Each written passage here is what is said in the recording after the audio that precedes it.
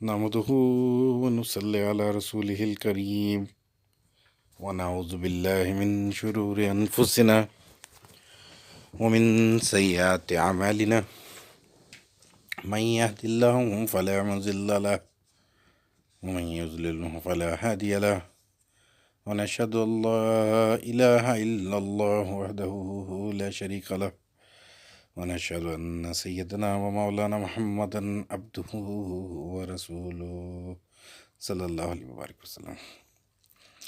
قال الله تعالى: إن ناشئة الليل هي أشد وطئا وأقوم قيلا. صدق اللہ العظیم. جی دوستوں، کیسے ہیں آپ سب لوگ؟ دوستوں، اللہ پاک رب العزت نے بیان فرمایا، حضور پاک صلی اللہ علیہ وسلم کو اللہ پاک کچھ یوں بات کر رہے ہیں. اب یہاں نا میں بات کا لفظ کہہ گیا ہوں اور بالکل صحیح کہہ گیا ہوں، کیونکہ دوستوں جب ہم ان آیات کو غور سے دیکھتے ہیں ذرا ڈیپلی تو یہ ایسے لگتی ہے جیسے یاروں کی بات ہو رہی ہو، آپس میں دوست بات کر رہے ہو. اب اگر اس کا شان نزول دیکھتے ہیں تو سب سے پہلے تو تاریخ دیکھتے ہیں کہ ارد گرد ہو کیا رہا تھا، حالات کیا تھے نبی جی کے. تو ابھی وہی آئی ہے، اس کے بعد جو نبی کو حکم ہوا ہے تو وہ اپنے علاقے میں یعنی مکہ میں تو تمام لوگوں کو دین کے بارے میں بتا رہے ہیں، اور وہ برے سلوک ہو رہے ہیں، نبی کے ساتھ بھی برے سلوک ہو رہے ہیں. ابو لہب جو ہے وہ برچھا مار کے سر پھاڑ رہا ہے، کبھی وہ ابو جہل مارنے کو آ رہا ہے، کبھی اور کوئی ظلم ہو رہا ہے، تان و تشنی ہو رہی ہے، مذاق اڑائے جا رہے ہیں مکہ میں. وہ بڑے دکھی ہیں، دل دکھی ہوا ہے.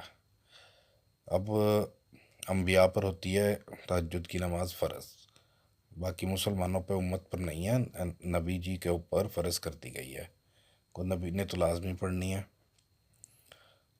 اب مکہ میں ظلم ہو رہے ہیں، صحابہ کو مارا جا رہا ہے، حضرت بلال پر ظلم ہو رہا ہے، ان کو حضرت خباب کو کوئلوں پہ لٹا دیا، وہ چیخ رہے ہیں، مکہ میں چیخیں گونج رہی ہیں. ایسے ایسے دل پہ تکلیفیں سہ رہے ہیں کہ یہ کیا ہو رہا ہے یہاں پر، اور اپنا کام بھی کر رہے ہیں ساتھ ساتھ. اور دن میں کوئی عبادت کی بہت زیادہ اجازت نہیں ہے، کیونکہ ابھی کام جو ہے وہ اپنا کر رہے ہیں جو اللہ پاک نے ڈیوٹی لگا دی ہے، جو نبیوں کا کام ہوتا ہے. ہاں، فیضا فرختہ فنصب، پھر اللہ پاک نے کہا بھی رات کو آ جایا کرو، تمہارا دل کرتا ہے اللہ میں سے باتیں کرنے کو. تو اب اس کے بعد یہ ہوتا ہے کہ وہ چاچی جو ہے ہمسائی ابو لہب کی بیوی، تو وہ لکڑیاں وہ کٹھی کر کے جاڑیاں وہ دروازے کے باہر رکھ رہی ہے، کوئی کوڑا گھر کا سارا اکٹھا کر کے وہ نبی جی کے اوپر پھینک رہی ہے. وہ سگی چاچی کبھی تان و تشنی کر رہی ہے، اللہ پاک کے بارے میں برے برے الفاظ کہہ رہی ہے. ابو لہب برچھا مارتا ہے، یہ بیوی کیا کر رہی ہے چاچی، وہ ایسی حرکتیں کر رہی ہے، خار رکھی ہوئی ہے دل میں بہت زیادہ. اچھا، خار جو ہے نا وہ نظر آتی ہے خاندانی، کہ یہ ان کا بیٹا جو ہے یہ سردار اور نبی اگر بن گیا تو ہم تو بہت نیچے ہو جائیں گے ان سے شاید. اس قسم کی خار دل میں چل رہی ہے، وہ نظر آتی ہے. تو وہ ظلم ہو رہے ہیں. اللہ پاک نے کہا تبت یدا ابی لہب و تب، ہاتھ ٹوٹ جائے ابو لہب تیرے اور تیری بیوی کے. ایسا غصہ ہوتے ہیں اللہ پاک کہ جب نبی کو کے ساتھ ایسا کوئی بدتمیزی ہوتی ہے، ظلم ہوتا ہے. تو نبی کی اپنی حالت کیا ہے، وہ بھی بڑے دکھی ہیں. تو اس دکھ کی حالت میں انہی باتوں کو سہ کے تو ایک دن کیا ہوتا ہے کہ اللہ کے نبی اٹھتے نہیں، سو جاتے ہیں. اللہ کے نبی کو نیند کا غلبہ ہو جاتا ہے، انسان دکھی ہو غصہ پورا جسم جو ہے نڈھال ہو جاتا ہے دکھ کے اندر، تو نہیں آنکھ کھلتی. تو اب آتا کون ہے؟ بھائی تو اگر جبرائیل ہیں قرآن لے کے، لیکن جو الفاظ آئے ہیں وہ ایسا لگتا ہے کہ جیسے ڈائریکٹ کوئی بات چیت کر رہا ہے. اب نبی کے ساتھ یہ ہوتا ہے کہ نبی تو دیکھ رہا ہے لوح محفوظ کے عکوس جو ہیں وہ نبی کے دل پر پڑ رہے ہیں، اور اب نبی کو وہی آئی ہے تو عکس پہلے دل پر ہو چکا ہے، منکشف ہو چکا ہے. اب جبرائیل جو ہیں وہ سمجھ لو کہ ایک طرح سے ریویژن کروانے آ رہے ہیں، اور اسی لیے اللہ کے نبی کو وہ کلام جو ہے وہ یاد بھی ہو جاتا تھا سارا. یعنی ایک مرتبہ عکس ہوا دل کے اوپر، نبی کا دل ہے نا وہ کتاب مرقوم کے عکوس پڑھتے ہیں اس کے اوپر. وہ مکہ میں آئی نا دو عورتیں، تو اللہ کے نبی نے کہا کہ لاؤ برتن لاؤ، پیٹ خراب ہے ان کے، اچھا لاؤ برتن لاؤ. وہ برتن لائے، ان سے کہا کرو الٹی اس میں، الٹی کی تو وہ خون کے لوتھڑے اور گوشت کے ٹکڑے نکلے اندر سے. تو اللہ کے نبی نے کہا غیبت کر کے آئی ہیں یہ کسی کی. تو وہ غیبت کرنا کیا ہے، مرے ہوئے بھائی کا گوشت کھانا ہے، تو وہ نظر آ رہا ہے سب کو. تو وہ کتاب مرقوم سے عکوس جو ہے تقدیر کے جو لکھے جا چکا ہے وہ منکشف ہو رہا ہے. تو ایسے ہی قرآن پاک لکھا جا رہا ہے اس کتاب کے اندر، وہ بھی منکشف ہو گیا. اب وہ منکشف ہو گیا، اور جب دوبارہ حضرت جبرائیل آئے ہیں اور وہ پڑھ رہے ہیں تو کیا ہو رہا ہے کہ وہ اب ان کو یاد بھی ہو گیا پورا، اسی وقت حفظ بھی ہو گیا. اور نبی کی صلاحیت. تو لیکن میں عرض کر رہا تھا کہ جو کلام آیا ہے یا ایھا المزمل، وہ جب پوری آیات ہم دیکھتے ہیں تو وہ بات چیت لگتی ہے. جیسے حضرت موسیٰ کے ساتھ بات کرتے تھے نا لمحہ، وہ کوہ طور پر کرتے تھے، یہاں پر ذرا ایک واسطے سے ہو رہی ہے. لیکن جب کلام دیکھتے ہیں تو وہ ایسا لگتا ہے کہ جیسے بالکل ہی ڈائریکٹ کوئی آپس میں آمنے سامنے بیٹھ کر باتیں کر رہا ہو. یا ایھا المزمل، چادر اوڑھی ہوئی ہے؟ ہاں بھائی آج چادر اوڑھی ہوئی ہے. آج قم اللیل الا قلیلا، اٹھو بھائی ملنا نہیں ہے آج، آج بات چیت نہیں کرنی. نصفہ منکم منہ قلیلا، یہ نصف حصے میں یا اس سے کم میں، یعنی کہ تہجد کے وقت چوتھے حصے میں پڑھا کرو بھائی. وہ پیار محبت سے اللہ تعالیٰ حکم دے رہے ہیں. وہ نبی کی شان ہے کہ وہ پیار محبت کے ساتھ باتیں ہو رہی ہیں. نصفہ منکم منہ قلیلا او زد علیہ ورتل القرآن ترتیلا. اور یہ قرآن پاک جو ہے نا، اس کو جتنا آرام آرام سے پڑھو گے نا، اتنا زیادہ لفظ پہ غور ہوگا، اور مزہ بھی آئے گا تمہیں، اور بہت ساری چیزیں کھلیں گی، مائنڈ غور کرے گا اس کے اوپر. تو اس کو ذرا ٹھہر ٹھہر کے پڑھو میرے ساتھ. بات چیت کرنی ہے تو آرام آرام سے یاد کر کر کے پڑھو، اللہ کو یاد کر کر کے پڑھا کرو. اب یہ کلام تو ہے، قرآن پاک تو ہے، لیکن جو بیان ہو رہا ہے وہ تو بھئی یاروں کی بات ہی لگ رہی ہے، کہ جیسے دوست آپس میں کوئی دوست بات کر رہا ہو. نصفہ منکم منہ قلیلا او زد علیہ ورتل القرآن ترتیلا، او زد علیہ ورتل القرآن ترتیلا انا سنلقی علیک قولا ثقیلا. تو آپ دکھی ہو گئے، انا سنلقی علیک قولا ثقیلا کا میں تشریح کر رہا ہوں. آپ دکھی ہو گئے ابھی سے؟ یار ابھی تو بہت بڑی ذمہ داریاں ہونی ہیں، ابھی تو بدر پڑھنی ہے، ابھی تو کیا کیا کچھ ہونا ہے. دیکھو انا سنلقی علیک قولا ثقیلا، ابھی تو ہم آپ کے اوپر تھوڑا اور مشکل وقت آنے والا ہے. اب 12 سال تک تو مکہ میں ہی آپ نے یہ سب کچھ سہنا ہے. انا سنلقی علیک قولا ثقیلا، تو ہم آپ کے اوپر ایک بڑی بھاری ذمہ داری جو ہے نا وہ چلتی رہے گی. ان ناشئۃ اللیل ہی اشد وطعم واقوام قیلا. یار یہ جو رات کو اٹھنا ہے نا، تنہائی کے وقت، جب خاموشی ہے، سکون کا وقت ہے، تو اس وقت اٹھنا اور قیام کرنا جو ہے نا، یہ نفس کو کچل ڈالتا ہے اور کام کو آسان کر دیتا ہے. اب دوستوں یہ اتنی بڑی آیت کریمہ ہے، اسی کے اوپر ہم کوشش کریں گے کہ ہمارے پاس کو وہ ایسا خاص علم نہیں ہے. تو بڑے اللہ والوں کا کام ہے کہ جو اس کی اسرار کو جان سکیں، اس کی حقیقت کو جان سکیں، وہ اس کے اندر کیا کیا کچھ چھپا ہے. تو ہم تو اس کو نہیں، اس طریقے سے ہمارا علم اتنا نہیں ہے، ہم تو بس کوشش ہی کریں گے. لیکن اس سے پہلے نا تھوڑا سا آگے، اور کیونکہ دوستوں کی بات چل رہی ہے، تھوڑا سا اور پڑھ لیتے ہیں. ان لک فی النہار سبحا طویلا اور دن میں تو ہم نے ڈیوٹی لگائی ہوئی ہے، آپ کو بڑے کام ہوتے ہیں، تبلیغ کرنی ہوتی ہے، آپ نے لوگوں کے پاس جانا ہوتا ہے۔ ان لک فی النہار سبحا طویلا واذکر اسم ربک وتبتل الیہ تبتیلا۔ تو بھائی اب جو سکون دینے والی چیز ہے نا وہ ہے ذکر، واذکر اسم ربی کا۔ تو چلو اب آگے ہوں نا، میں بات چیت کر لو، اب میرے سن لو۔ بات چیت کیا ہے؟ نماز ہے، یہ بات چیت ہے۔ قرآن پاک پڑھنا ہے، یہ کیا ہے؟ بات چیت ہے اللہ میں، اللہ پاک سے، اللہ پاک کی یاد کیا ہے، ذکر کیا ہے؟ یہ اصل میں تو بات چیت ہی ہے۔ تو دن میں جو جو کچھ سہا ہے، جو جو بڑا محنت کا کام کیا ہے، تکلیفیں سہی ہیں، تانے سنے ہیں، ان کے مذاق سنے ہیں یہ مکہ والوں کے، تو اب سکون والی چیز جو ہے نا، واذکر اسم ربک وتبتل الیہ تبتیلا۔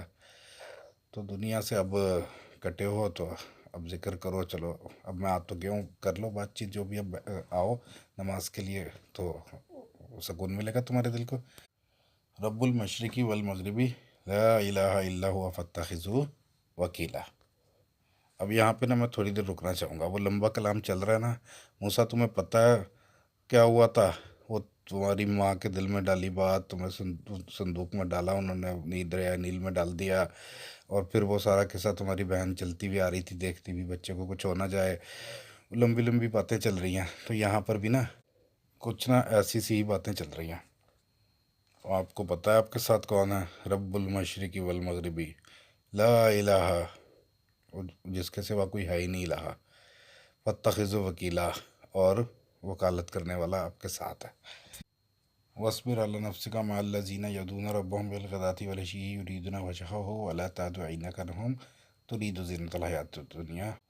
تو اب صبر کریں، دیکھو آپ کے ساتھ کون ہے۔ تو واصبر علی نفسک مع الذین، تو اللہ تعالیٰ کن کے ساتھ ہے؟ واصبر علی نفسک مع الذین یدعون ربهم، جو دعا کرتے ہیں اللہ پاک سے، ان کے ساتھ رہتا ہے اللہ پاک۔ بالغداة والعشی یریدون وجہہ ولا تعد عینک عنہم ترید زینۃ الحیاۃ الدنیا۔ اور آپ نا عینک عنہم ترید زینۃ الحیاۃ الدنیا، ان لوگوں کی طرف توجہ نہ کریں، نہ دیکھیں کہ جو دنیا کی زینت کی طرف دیکھ رہے ہیں۔ وہ بڑی پیاری پیاری باتیں چل رہی ہیں آپس میں، وہ میٹھی میٹھی باتیں لمحہ نبی جی کو تسلی دے رہے ہیں۔ ہوتے نا دوست یار دکھی ہوتے ہیں، وہ بیٹھے ہوتے ہیں تو دوست آ کے کوئی نہیں ہے وہ تسلی دینے کے جو بھی بات کر سکتا ہے ایسے، تو یہاں پر نا دوستی والی باتیں ہو رہی ہیں۔ تو دوستوں یہ جو آیت کریمہ کا شرف اللہ پاک نے دیا ہے ہمیں تلاوت کرنے کا، بڑی عظیم اور بہت سارے اسرار اس کے اندر پوشیدہ ہیں۔ ان ناشیۃ اللیل ہی اشد وطعم اقوام قیلا۔ تو اس کے متعلق تو میں نے جیسے عرض کی کہ بڑے لوگ ہی بات کر سکتے ہیں، اس کے اسراروں کو، اس کی گہرائی کو بڑے لوگ ہی جان سکتے ہیں، ہمارے بس کا نہیں ہے۔ تو ہم بس اپنے ظاہر کے اوپر، اپنے حالات جو ہیں اس کے اوپر ہم اس کو سوچ سکتے ہیں تھوڑا بہت۔ تو اب یہ جو نفس کو کچلنے کی بات کی ہے اللہ پاک نے، یہ بڑی اہم بات ہے۔ اب نبی کے لیے تو فرض ہو گیا کہ بھئی آپ تہجد کے لیے اٹھو، تہجد فرض ہے نبی کے اوپر، وہ نبی پڑھتے ہیں اس کو۔ اب اگر امت کو دیکھیں تو امت کو فرض نماز فجر کی فرض کی، وہ بھی رات کا آخری پہر کے بعد اگلا دن شروع ہوا ہے، تو وہ اسی حصے میں تقریباً داخل ہو جاتا ہے۔ تو وہ بھی کیا ہے؟ نفس کو کچلنے والی نماز ہے، سب سے زیادہ جو نفس کو کچلنے نماز ہے، ساری نفس کو کچلنے والی ہیں، لیکن سب سے زیادہ جو ہے وہ فجر کی ہوگی، کیونکہ اس کے اندر تکلیف سے اٹھنا پڑے گا۔ تو یعنی کہ ثابت یہ ہوا کہ جو بھی نفس کو کچلنے والی چیز ہوگی، تکلیف دینے والی چیز ہوگی، وہ کیا کرے گی؟ ہلکا پھلکا کر دے گی، ناشیۃ اللیل، ناشیہ کر دے گی، ہلکا کر دے گی انسان کو۔ تکلیف جسم نے اٹھائی ہے اور روح جو ہے وہ ہلکی ہو رہی ہے، اور پھر اللہ پاک کہہ رہے ہیں کہ قول کو بھی درست کر دے گی۔ اب کس قول کو درست کر دے گی؟ تو وہ قول ہے ہمارے اعمال۔ نبی کے قول کو کے اندر طاقت زیادہ آ جائے گی اس کے ذریعے سے، اور علوم اور زیادہ آئیں گے، اور ہمارے لیے کیا ہے کہ ہمارے اعمال کو ٹھیک کر دے گی۔ اب دوستوں ایسی ہی ایک عبادت جو ہے وہ پھر اللہ پاک نے حضور پاک کی امت کو عطا کی ہے ہم لوگوں کو۔ وہ کیا ہے؟ رمضان شریف دیا۔ جیسے کہ اب چل رہا ہے رمضان، تو رمضان شریف میں جو نفس کو کچلنے والی سب سے پہلی چیز ہے وہ روزہ نہیں ہے، وہ ہے سحری۔ سحری سے کام شروع ہو جاتا ہے نفس کو کچلنے والا۔ پہلے تو اٹھو، اب اٹھے ہیں، تکلیف ہوئی ہے، اس ٹائم تو ہم سو رہے ہوتے ہیں، لیکن اٹھے، اب پہلے سب سے پہلے یہاں نفس کو کچلا۔ اس کے بعد پھر کھانے کو بالکل دل نہیں کر رہا، کھانے کا ٹائم ہی نہیں ہے۔ ہماری تو عادت ہے صبح کے ناشتے کی، اب یہ اس وقت کیوں کھائیں؟ لیکن بھئی سارا دن کھانا کچھ نہیں ہے تو چلو اب کھانا پڑے گا، کچھ نہ کچھ کھا لیتے ہیں تاکہ تکلیف زیادہ نہ ہو روزے میں زیادہ۔ تو اب وہ کھایا بھی، ٹھیک ہے کھانا مرضی سے کھایا، لیکن بہرحال تھوڑی تکلیف بھی ہوئی ہے کہ بھئی کھانے کا وقت نہیں تھا، بعض اوقات بھوک بھی نہیں لگ رہی لیکن پھر بھی کھا رہے ہیں، اور پھر پانی بھی بہت زیادہ پی رہے ہیں کہ پیاس نہ لگے، تو دوسرا نفس کچلا گیا۔ اس کے بعد پھر کیا ہوا ہے؟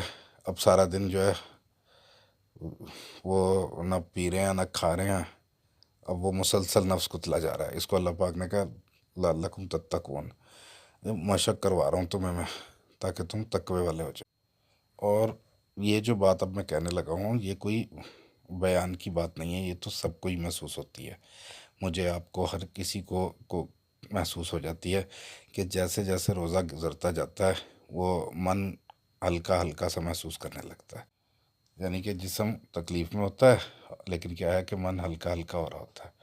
اور جیسے جیسے پھر روزہ لگنا شروع ہوتا ہے اس کی حلاوت، اس کا مزہ، عبادت کی حلاوت ہوتی ہے، عبادت کا لطف ہوتا ہے، بلکہ چاہت کا لطف ہوتا ہے، جس کے لیے رکھا ہے نا، اللہ پاک کے لیے رکھا ہے، تو وہ مسلسل اور زیادہ یاد بڑھنا شروع ہو جاتی ہے، محبت بڑھنا شروع ہو جاتی ہے، اور من ہلکا ہوتا رہتا ہے۔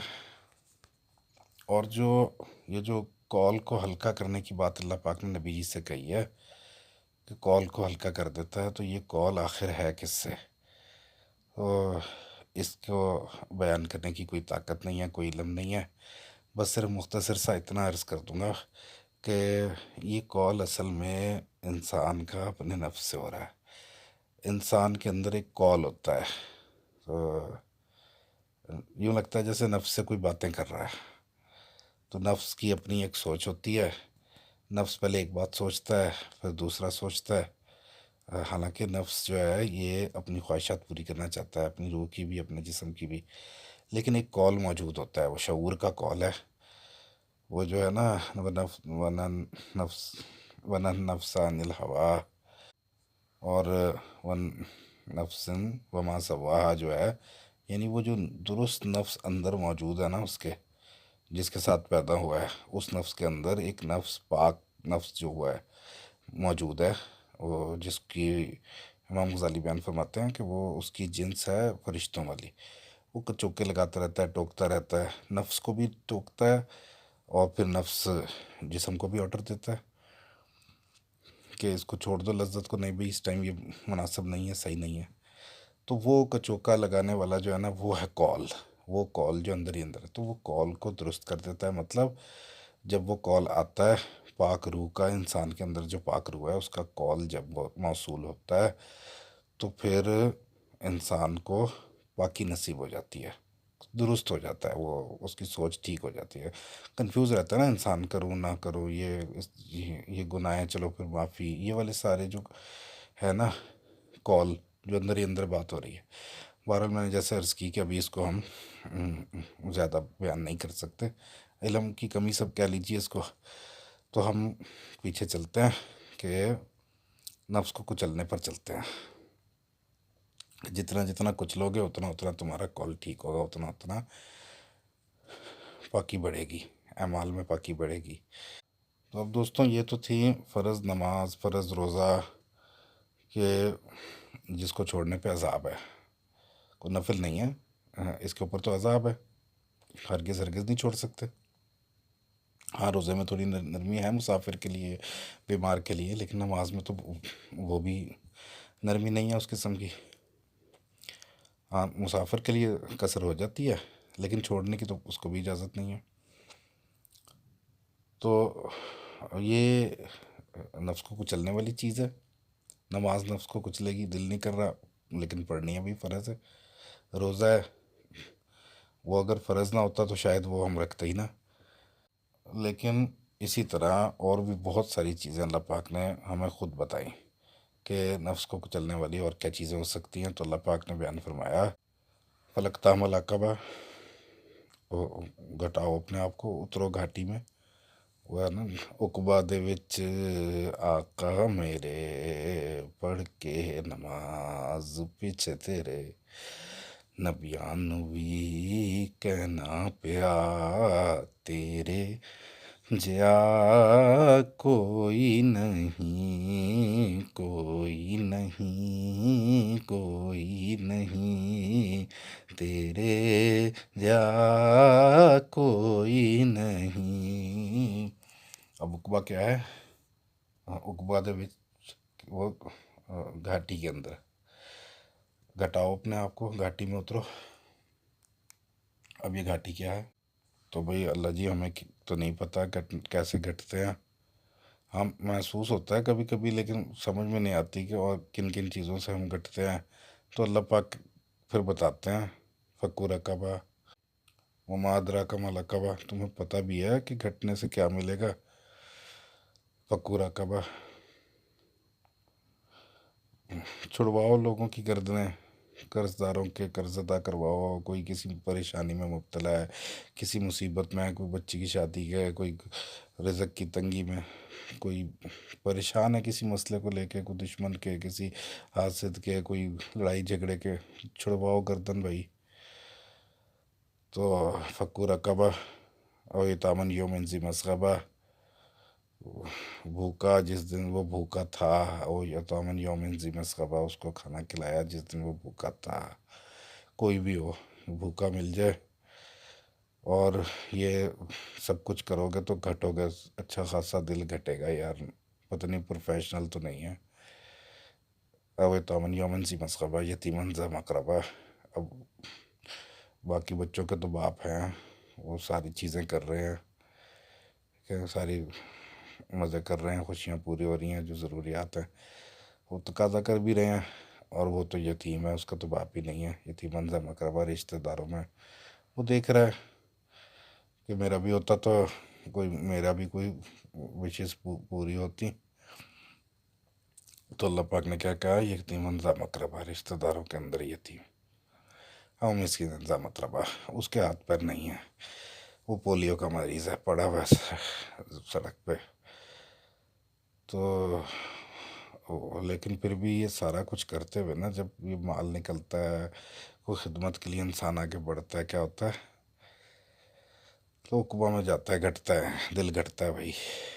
زکوٰۃ نکالتے ہوئے دل گھٹتا ہے، سب کچھ ختم. اچھا پھر اللہ تعالیٰ اور بھی چیزیں بتا رہے ہیں. ان الذین آمنوا وعملوا الصالحات، ان الذین آمنوا وعملوا الصالحات وتواصوا بالصبر وتواصوا بالمرحمہ. اچھے عمل، نیک عمل، برے عمل نہیں، گالی گلوچ والے، لڑائی جھگڑے والے عمل نہیں، نفرت والے، حسد کینے والے عمل نہیں، نیک عمل. عمل ساتھی وتواصوا بالصبر. اور پھر صبر، جو تکلیفیں آ رہی ہیں دنیا میں ان پہ صبر کر لیا. اور پھر کئی معاملات رحم کے ہیں، طاقتور ہیں، دولت مند ہیں، کوئی کسی جگہ افسر ہے لیکن والدین ہیں، بڑے ہیں، بڑے بھائی ہیں، ہاں جی، بزرگ ہیں، کمزوروں کے اوپر رحم. تو یہ رحم کر لو. پھر اللہ پاک اب بتاتے ہیں کہ بھی اس گھٹنے پہ اب میں دوں گا کیا تمہیں. جاؤ اب سیدھے جاؤ، کوئی میدان نہیں، کوئی تمہارے لیے ترازو نہیں، تمہارے لیے میدان ہے ہی نہیں. اولئک اصحاب المیمنہ، یہ سیدھے ہاتھ والے ہیں یہ بندے میرے. کیا تھا؟ نفس کو کچلا تھا. تو پھر اللہ پاک نے انعام بھی بتا دیا کہ کیا انعام دوں گا میں تمہیں. اب یہ آج نا 27ویں رات تھی ہمارے ہاں رواج ہے کہ 27ویں رات کو لیلۃ القدر کہا جاتا ہے ہمارے مشرق میں. تو ویسے تو طاق راتوں کو کہا جاتا ہے لیکن 27ویں کو زیادہ تر سمجھا جاتا ہے.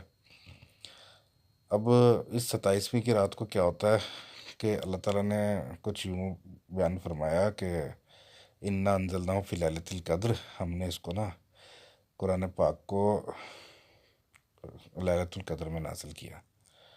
وما ادراک ما لیلۃ القدر. تمہیں کوئی پتہ لگ سکتا ہے؟ پتہ ہے تمہیں کتنی بڑی چیز ہے یہ؟ ادراک کر سکتے ہو اس کا؟ وہ اللہ تعالیٰ خود بتا رہے ہیں. وہ اللہ تعالیٰ کے لیے کوئی چیز کیا ہے، دنیا کیا ہے، آسمان کیا ہے، وہ وہ تو ایک مچھر کے پر کے برابر بھی نہیں ہے کوئی بھی چیز. ساتوں آسمان بھی اللہ کے لیے کیا ہے، اللہ تعالیٰ ہزار اور ایسے بنا لے. لیکن یہاں پہ اللہ پاک کہہ رہے ہیں بہت بڑی چیز دے رہا ہوں. اللہ تعالیٰ خود اپنی کسی دیے ہوئے تحفے کو بیان کر رہے ہیں. اس میں تو ایک لفظ پڑھنے کا ہی ہزاروں سے بڑھ کے ثواب. ہزاروں سے بڑھ کر کتنا، لاکھوں کروڑوں کتنا، کوئی حد نہیں رکھی اللہ پاک نے. جتنی نیت لاؤ گے اتنا مل جائے گا. پھر اللہ پاک کہتے ہیں کہ اس میں ہوتا کیا ہے. اب اللہ پاک کہہ رہے ہیں، اللہ پاک بیان فرما رہے ہیں کہ دیکھو اس میں نا ملائکہ کو بھیج دیتا ہوں میں. اب پورے سال میں کسی رات کو ملائکہ کو نہیں بھیجتے اللہ پاک. اور پھر ملائکہ کے جو سردار ہیں روح، ملائکتی و روح، تو ان کو بھی بھیج دیتے ہیں اللہ پاک. وہ اتنے بڑے فرشتے ہیں، پورے ساتوں آسمانوں تک ان کی بات مانی جاتی ہے. تمام فرشتے احترام کرتے ہیں. سراپا روح ہیں، جہاں جہاں جاتے ہیں برکتیں ہوتی ہیں، روحانیت ملتی ہے لوگوں کو. وہ اگر ایک چکر ہی لگا لیں، ان کے لیے چند منٹ کا ہوگا وہ چکر، تو وہ فرشتوں کی قربت اور پھر وہ روح جو روح الامین جبرائیل پورے چکر لگا رہے ہیں، تو ہر کسی کو وہ ان کی بھی روحانیت جو ہے وہ بھی نصیب ہو رہی ہے ان کی برکت سے. لیکن اور کسی رات کو اللہ پاک فرشتوں کو نہیں بھیجتے، اس رات کو بھیج دیتے ہیں اللہ پاک. کیوں بھیجتے ہیں؟ کہ اس رات کو یہ سارے رمضان گزارنے کے بعد تو لوگوں کا، مسلمانوں کا کیا حال ہوتا ہے کہ وہ نا ان کا کچھ نفس فرشتوں جیسا ہو جاتا ہے. فرشتوں جیسا ہو جاتا ہے نفس کے. بھئی وہ نہ کھا رہے ہیں، نہ پی رہے ہیں، نہ وہ شادی کی کوئی خوشیاں انجوائے کر رہے ہیں، اور بچے ہوئے ہیں گناہوں سے. جھوٹ ووٹ بھی نہیں بول رہے، غیبتیں نہیں کر رہے، بدتمیزیاں نہیں کر رہے، لڑائی جھگڑے نہیں کر رہے، خوف میں آئے ہوئے ہیں. تو اب ایسے اس کے علاوہ فرشتے آ جائیں، وہ تو دعائیں دینے کی بجائے اور لڑائی جھگڑے دیکھ کے، کینے پرستیاں دیکھ کے، اور وہ پھر دکھی ہو کے جائیں یہاں سے.